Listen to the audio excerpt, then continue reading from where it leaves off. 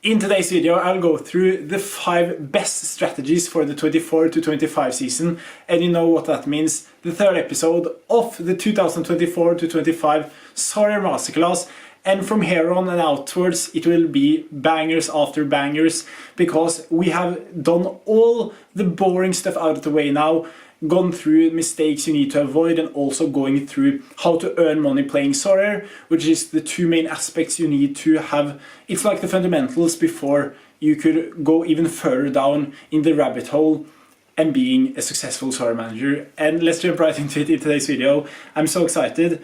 But first of all, if you're brand new to Sorare, remember to sign up using my affiliate link and get 50 euros after buying 5 cards. The link will be in the description, and if you haven't watched the other masterclass videos already, remember to do it. Okay, so let's move on to the first strategy, and that will be transfer glory. And what that means is to buy players that may be leaving their club on a free transfer, maybe having a short-term contract, and also may have a very small release clause, so they could be purchased by other clubs. And what I really like with this strategy is that you can earn a lot of money by just selling them when the transfer gets announced, but you also could get very good utility of the players. What I personally really like to do is to buying champion players, and then if they get a move, let's say they play for a top 6 team in Premier League, Bundesliga, Serie A, La Liga, or League 1, the chance of them actually being starters when moving clubs are very high.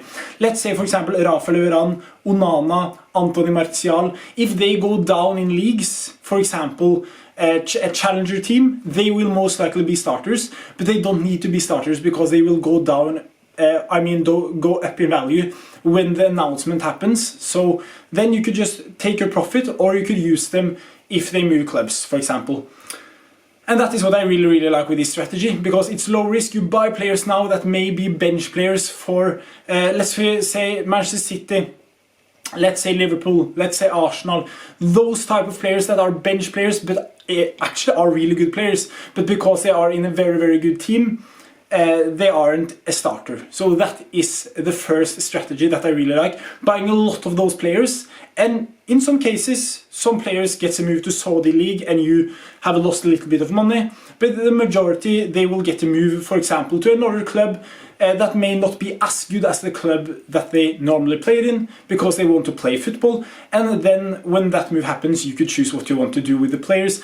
But that will be the first strategy. A strategy I think is very underrated, and I have personally bought some players for this strategy myself.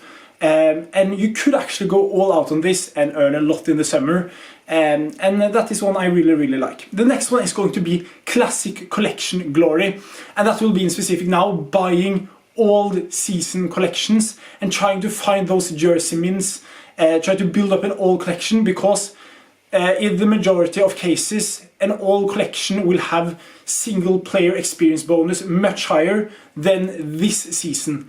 Because let's say you buy a collection for this season in specific, that I'm not saying that this is a bad strategy, but those players will most likely have a lot less in experience compared to an old season collection. Of course, it will be harder for you to get the collection bonus, because you can't buy a 2022 to 23 season and a 2021 to 22 season collection from the auction market or instant buy house. But you can still get it if you buy jersey mints and first mints, and those type of experiences you will probably get then when you add that all up. Could be worth it to not buy this in-season collections that will be classic season next season, but buying now already classic season collections to prepare for classic season next season, which I think could be a very overpowered strategy. And you could actually outperform a lot of managers that are buying collections right now or a little bit earlier this season. I think this is a very good strategy, and something that I don't think is being mentioned too much. So it could be pretty exploitable, and you could earn a lot doing this next season, because, as I said, you will most likely at the start of next season have an advantage when it comes to the experience you will have on your players. And moving on to the next strategy, injury to glory, and that is to buy injured prone players, but a very important thing, not prone, just buying people that have been very unlucky with injuries. For example, Lisandro Martinez have been a whole season with with injuries, and the season before that he had 0 injuries, or he had some injuries but it wasn't that serious. He's played almost the entire season, was magnificent. The same with Mitoma, the same with Trippier. Players that have been in a little bit of a down period, have had a lot of injuries, haven't found the flow, and those players are in many cases on Sorare very underpriced because they don't have utility right now, and they don't have utility in the next 1, 2, 3, 4, 5, 6, 7 weeks.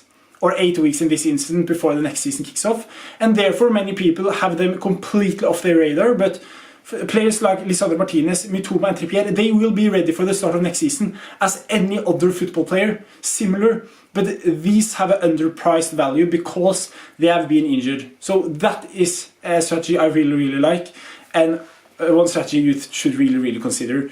And yeah, let's move on to the next one. Trade to glory. I've said it before and I will say it again, I think now it's the best time to invest on Sorare.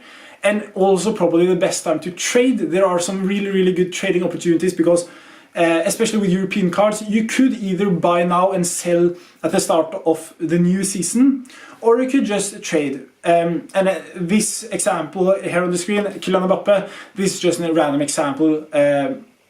And you could buy players like him. I would go lower down in value, so you lower your risk.